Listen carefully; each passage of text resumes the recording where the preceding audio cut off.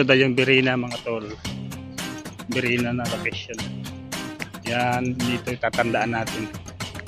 Kukunan natin ng video habang sasalita tayo para di natin makalimutan. Yun bakanting unit.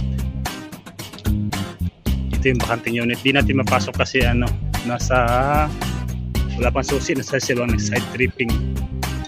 Hindi po kasi dito na lang tayo sa kapatid.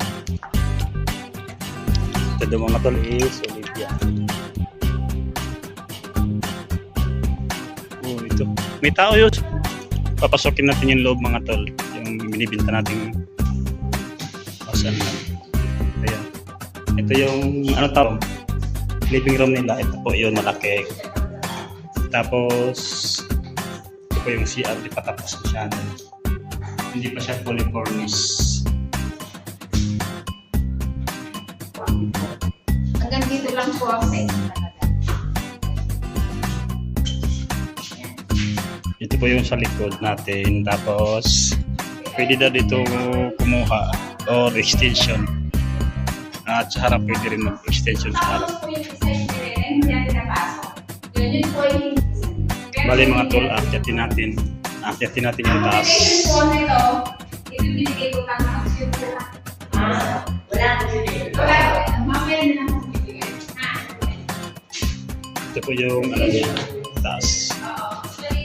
Meron po siyang 2 kwarto kasama ko, banda. Ito po yung kwarto niya. Pwede kayo maglagay dyan ng cabinet dyan. Tapos dito sa kabilang kwarto.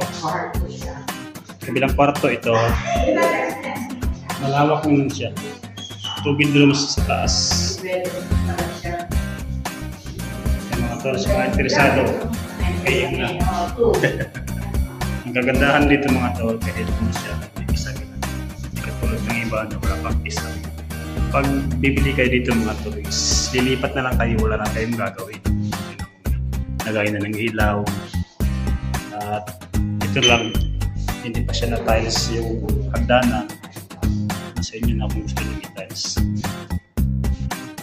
Ito po yung hagdanan niya, hindi pa siya naka-tiles. Hindi pa